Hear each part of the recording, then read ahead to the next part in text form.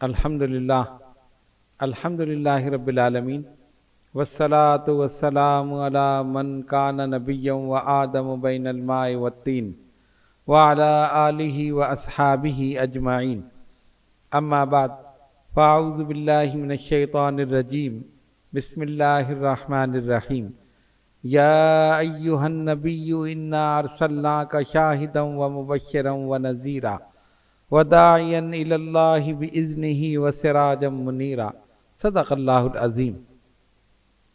اللہم صلی علی سیدنا مولانا محمد وعلی آل سیدنا مولانا محمد صلاۃ دائمۃ بدوام الملک الحی القیوم۔ شان مصطفیٰ صلی اللہ علیہ وسلم کے عنوان سے ہمارا جو سلسلے وار پروگرام چل رہا ہے، الحمدللہ آج اس کا تیسرا پروگرام ہے، اور جو آیت مبارکہ آپ کے سامنے تلاوت کی گئی، اس آیت بینات میں خالق کائنات نے نبی پاک علیہ الصلوۃ والسلام کو جس تیسرے لقب سے یاد کیا وہ ہے مبشر۔ مبشر کے معنی خوشخبری سنانے والا۔ علامہ اسماعیل حقی رحمۃ اللہ علیہ اس کے تحت فرماتے ہیں، مبشرا لأہل الایمان والطاعت بالجنت ولأہل المحبت بالرؤیا۔ فرماتے ہیں کہ اہل ایمان اور اہل اطاعت کو جنت کی خوشخبری دیتے ہیں اور اہل محبت کو دیدار محبوب کی۔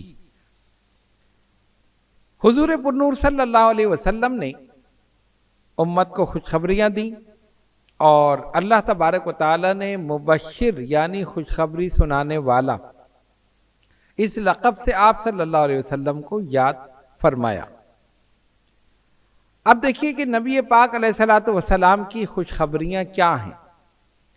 سرکار دو عالم علیہ الصلوۃ والسلام نے اجتماعی خوشخبریاں بھی دیں اور انفرادی خوشخبریاں بھی دیں۔ اجتماعی خوشخبریاں جس میں سب شامل ہیں، مثلا سرکار دو عالم علیہ الصلوۃ والسلام نے فرمایا، من قال لا الہ الا اللہ فہو دخل الجنہ، جس نے لا الہ الا اللہ کہا وہ جنت میں داخل ہوگا۔ اب اس میں سب شامل ہے، کسی ایک کی تخصیص نہیں، یہ اجتماعی خوشخبری۔ اسی طرح اصحاب بدر جن کی تعداد 313، ان سب کو اجتماعی طور پر جنت کی بشارت دی۔ عشرہ مبشرہ جن کی تعداد 10 ہیں، ان سب کو جنت کی بشارت دی۔ اب آپ غور کریں کتنے خوش قسمت، کتنے خوش نصیب لوگ تھے جن کو دنیا میں جنت کی بشارت دی جا رہی، اور بشارت بھی وہ دے رہا ہے کہ جس کی زبان حق ترجمان سے نکلا ہوا ہر لفظ معتبر ہے، مستند ہے، اتھینٹک ہے، جس میں کسی قسم کا شک نہیں ہو سکتا۔ کتنے خوش قسمت تھے کہ زبان رسالت صلی اللہ علیہ وسلم سے اس دنیا میں رہتے ہوئے انہیں جنت کی بشارت ملی، جو اس بات کی دلیل ہے کہ وہ اتنے نیک، متقی، پرہیزگار لوگ تھے کہ حضور پرنور صلی اللہ علیہ وسلم نے زندگی ہی میں ان کو جنت کی بشارت دی۔ اور دوسری بات، حضور پرنور صلی اللہ علیہ وسلم کے علم غیب پر بھی ایک دلیل ہے، ورنہ آپ یہ دیکھیں کہ اگر کسی کو جنت کی بشارت ملے، ہو سکتا ہے کہ آگے چل کے کوئی ایسا کام کر دے، لیکن نہیں، جب آقا دو جہاں صلی اللہ علیہ وسلم جنت کی بشارت دے رہے ہیں تو گویا آپ کا ان پر اعتماد ہے کہ یہ کوئی ایسا کام نہیں کر سکتے کہ جو اس بشارت کے منافی ہو۔ سب کو جنت کی بشارت دے دی۔ عشرہ مبشرہ وہ 10 صحابہ۔ اسی طرح فرمایا، قسطنطنیہ پر پہلا لشکر جو حملہ کرے گا اس کے لیے مغفرت۔ ایک اور مقام پر فرمایا، جس کے جنازے پر 3 صفیں مومن مسلمانوں کی بن جائیں اس کے لیے مغفرت۔ پھر فرمایا، حافظ قرآن یعنی جو قرآن مجید فرقان حمید حفظ کرتا ہے، اس کے لیے فرمایا کہ حافظ قرآن اپنے خاندان کے ایسے 10 افراد کی شفاعت کرے گا جن کے اعمال کی وجہ سے ان پر جہنم واجب ہو چکی ہوگی۔ غور کیجئے، یہ اجتماعی خوشخبریاں جس میں سب شامل ہیں نبی پاک علیہ الصلوۃ والسلام نے دی۔ اب آئیے انفرادی خوشخبریاں۔ صحابہ اکرام رضوان اللہ تعالی علیہم اجمعین کو نبی پاک علیہ الصلوۃ والسلام نے علیحدہ علیحدہ انفرادی طور پر بھی جنت کی بشارت دی، خوشخبری دی۔ مثلا سیدنا ابو بکر صدیق رضی اللہ تعالیٰ عنہ کے متعلق فرمایا، جو جنتی کو زمین پر چلتا ہوا دیکھنا چاہے وہ ابو بکر کو دیکھ لے۔ اسی طرح حضرت ربیعہ رضی اللہ تعالیٰ عنہ حضور علیہ الصلوۃ والسلام کو وضو کرا رہے ہیں، دریائے کرم دریائے رحمت جوش میں آیا، سل ما شئتا، مانگ کیا مانگتا۔ حضرت ربیعہ کتنے خوش نصیب صحابی، وہ خوش نصیب انسان، سرکار فرما رہے مانگ کیا مانگتا، اور مطلق فرمایا یہ نہیں کہ اس دنیا میں سے مانگ یا میرے گھر میں سے مانگ یا کسی جگہ کی تعیین نہیں، مانگ کیا مانگتا۔ صحابی رسول نے بھی سوچا ہوگا ایسی چیز مانگو جو ان کے علاوہ کوئی دے ہی نہ سکے۔ اسألک مرافقتک الجنہ، یا رسول اللہ جنت میں آپ کی رفاقت چاہتا ہوں۔ فرمایا جاؤ عطا کر دیں۔ یہ بھی تو فرما سکتے تھے کہ جنت وہاں اور میں یہاں، جنت اس عالم میں میں اس عالم میں کیسے اس عالم میں رہتے ہوئے اس عالم کی چیز عطا کروں، لیکن فرمایا جاؤ عطا کر دیا۔ فرمایا ابا غیر ذالک، اس کے علاوہ بھی کچھ چاہے تو وہ بھی عطا کر دیں۔ یہ سرکار دو عالم علیہ الصلوۃ والسلام اپنا اختیار بتا رہے ہیں کہ میرا اختیار یہ ہے کہ میں اس عالم میں رہتے ہوئے اس عالم کی چیز عطا کر سکتا ہوں۔ غور کیجئے، جب نبی پاک علیہ الصلوۃ والسلام اس عالم میں تھے ظاہری طور پر اور اس عالم کی چیز عطا فرما رہے تھے، تو آج حضور علیہ الصلوۃ والسلام اس عالم میں ہیں تو یقیناً اس عالم کی چیز بھی عطا فرما سکتے ہیں۔ یہ ہمارا ایمان ہے، یقین کامل ہے کہ آج بھی اگر ہم نبی پاک علیہ الصلوۃ والسلام سے کچھ مانگے طلب کریں، یقیناً نبی پاک علیہ الصلوۃ والسلام عطا فرمائیں، اس لیے کہ رحمت للعالمین ہے۔ پوری کائنات جتنے عالم اللہ تعالیٰ نے پیدا کیے ہیں، سرکار تمام عالمین کے لیے رحمت ہیں، تمام عالمین میں رہنے والی مخلوقات کے نبی ہیں، اسی لیے تمام عالمین پر آپ کا اختیار ہے کہ جس عالم میں چاہیں اس عالم کی چیز اس عالم میں رہتے ہوئے عطا فرما دے۔ تو اس وقت اس عالم میں تھے، اس عالم کی چیز عطا کر دی، آج اس عالم میں ہیں، اگر اس عالم میں رہتے ہوئے کوئی سوال کرے میرے آقا صلی اللہ علیہ وسلم ضرور اسے عطا فرمائیں۔ تو ان کو عطا کر دی جنت۔ اچھا صرف یہ بھی ہو سکتا تھا نا کہ جاؤ جنت عطا کر دی، یا صحابی یہ بھی کہہ سکتا تھا مجھے جنت عطا کر دے۔ جنت میں ایک قدم رکھنے کو مل جائے تو دنیا و مافیا سے بہتر، لیکن صحابی کہتے نہیں اسألک مرافقتک الجنہ، یا رسول اللہ جنت بھی وہ چاہیے جس میں آپ میرے ساتھ، جنت میں آپ کی رفاقت چاہیے، اور سرکار نے فرمایا جاؤ عطا کر۔ اسی طرح حضرت عمر رضی اللہ تعالیٰ عنہ کو متعلق فرمایا عمر اہل جنت کے چراغ ہیں۔ حضرت عثمان غنی رضی اللہ تعالیٰ عنہ کے متعلق فرمایا، صحابی فرماتے ہیں کہ ہم نے دیکھا کہ ایک آدمی چادر اوڑے ہوئے سامنے سے گزرا، سرکار نے اشارہ کیا، فرمایا جس وقت فتنے پیدا ہوں گے یہ گزرنے والا ہدایت پر ہوگا۔ فرماتے ہم نے پلٹ کر دیکھا تو حضرت عثمان غنی رضی اللہ تعالیٰ عنہ، ان کو بھی دنیا میں بشارت دی، اور انہوں نے 3 مرتبہ نبی پاک علیہ الصلوۃ والسلام سے جنت خریدی۔ حضرت علی شیر خدا کرم اللہ تعالی وجہ الکریم فرمایا من کنت مولاہ فعلی مولا، ایک مقام پر فرمایا انا مدینۃ الحکمہ وعلی بابھا، انا مدینۃ العلم وعلی بابھا، میں علم کا شہر ہوں علی اس کا دروازہ ہے، میں حکمت کا شہر ہوں علی اس کا دروازہ ہے۔ فرمایا یا علی انت سید العرب، اے علی تو تمام عرب کا سردار۔ اسی طرح امام حسن حسین رضی اللہ تعالیٰ عنہما سے فرمایا الحسن والحسین سید شباب اہل الجنہ، حسن اور حسین جنتی نوجوانوں کے سردار ہیں۔ حضرت خاتون جنت سیدہ فاطمہ الزہرا رضی اللہ تعالی عنہا، ان کے متعلق فرمایا یا فاطمہ انتی سیدۃ نساء العالمین وانتی سیدۃ نساء الجنہ، اے فاطمہ تو تمام عالمین کی اور جنتی عورتوں کی سردار ہے۔ یہ ساری بشارتیں نبی پاک علیہ الصلوۃ والسلام دے رہے ہیں، اس لیے تو قرآن کہہ رہا ہے مبشر، اے محبوب صلی اللہ علیہ وسلم ہم نے آپ کو خوشخبری سنانے والا بنا کر بھیجا۔ ہجرت کے سفر میں حضرت سراقہ رضی اللہ تعالیٰ عنہ نبی پاک علیہ الصلوۃ والسلام کو کا پیچھا کرتے ہوئے پہنچے۔ وہ جو کافروں نے اعلان کیا تھا کہ جو ان کے خبر دے گا حضور پرنور صلی اللہ علیہ وسلم اور صدیق اکبر، اس کو ایک گھوڑا دیا جائے گا، ایک جوڑا اتنے 1000 درہم دینار، اس کی ایک تفصیل ہے، میں اختصار کے ساتھ بیان کر رہا ہوں۔ تو یہ بھی پہنچے، گھوڑے نے پیر پکڑ لیے۔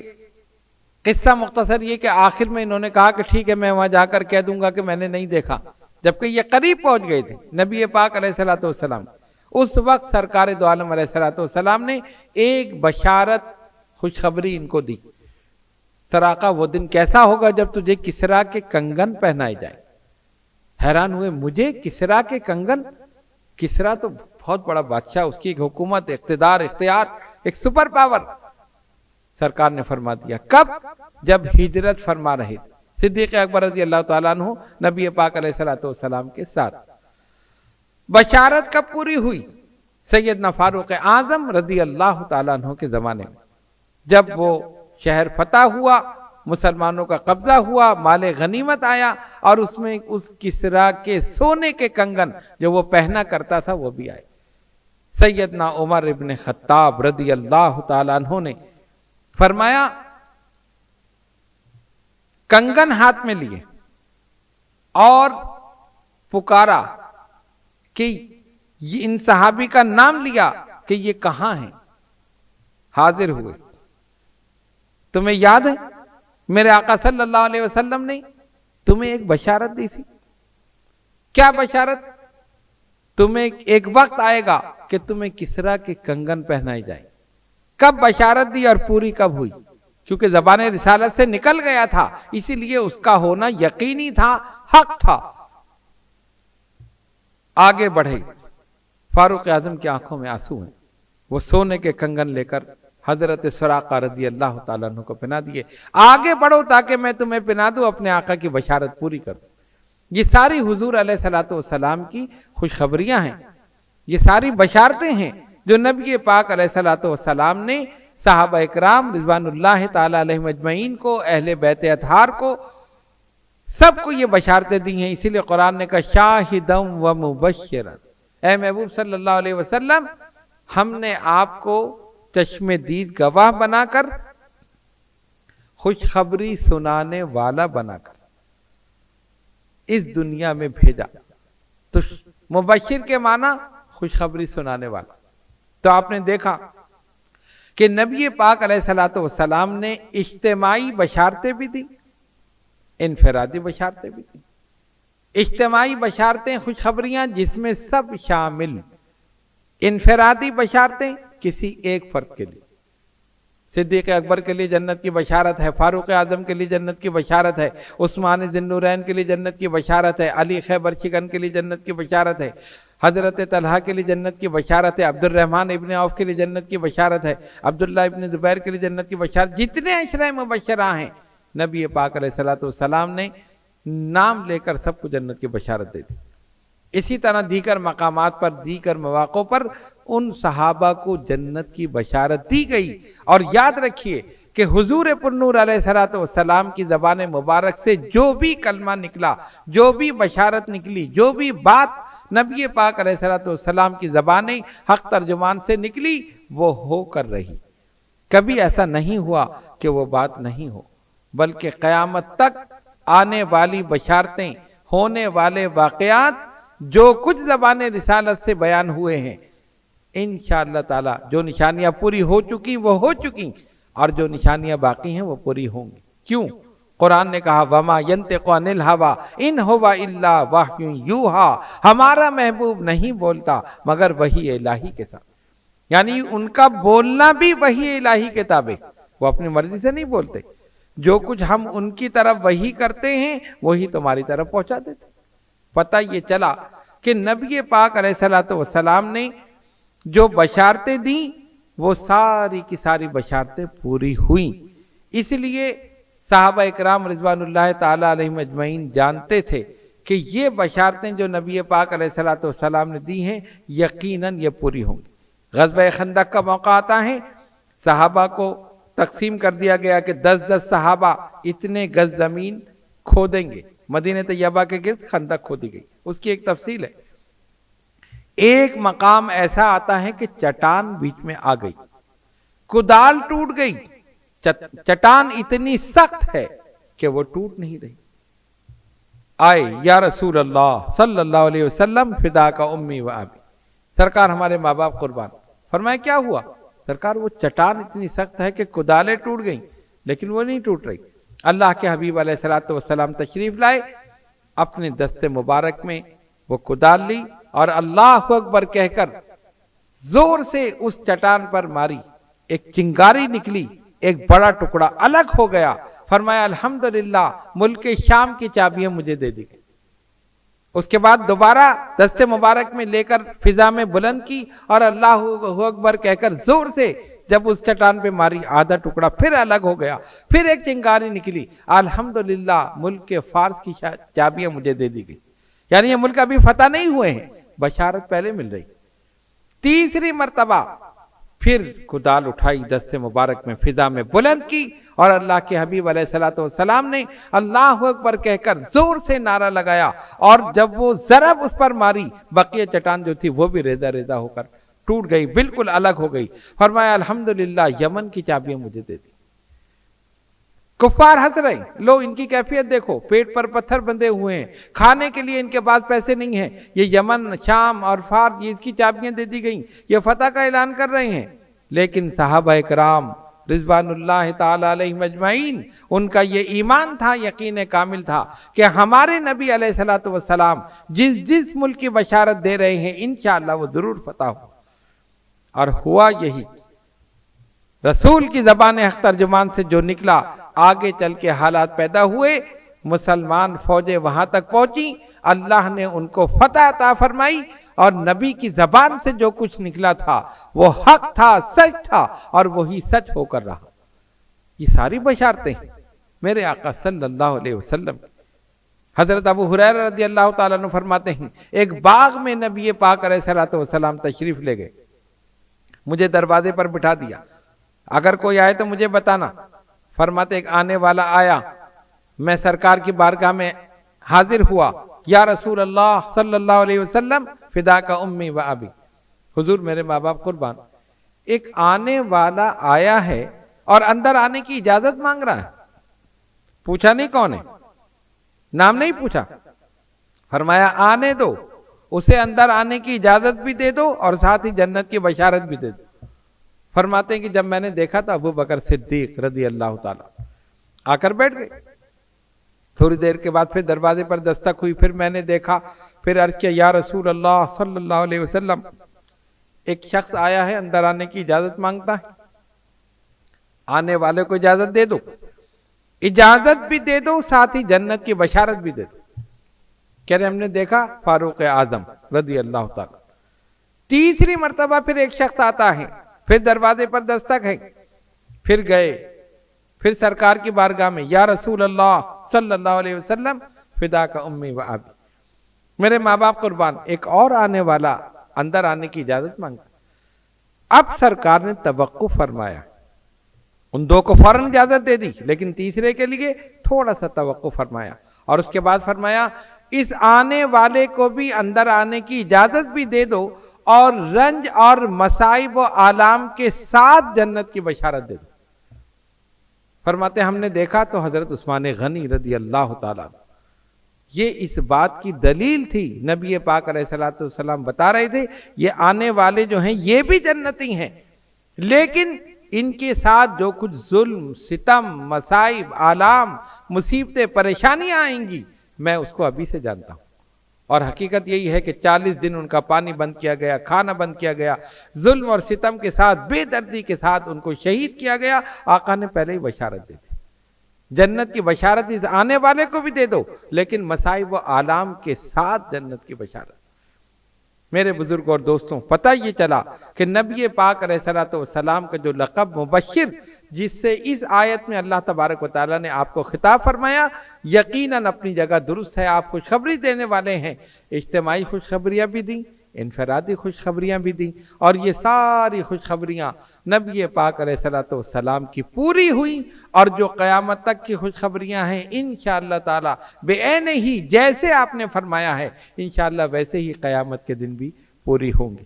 اللہ تبارک و تعالی ہم سب کو اپنے آقا و مولا صلی اللہ علیہ وسلم کی سیرت پر، سنتوں پر عمل کرنے کی توفیق عطا فرمائے، اور جو خوشخبریاں سرکار نے اجتماعی طور پر اپنی امت کو دی ہیں ہم سب کو بھی ان خوشخبریوں میں، ان بشارتوں میں شامل فرمائے۔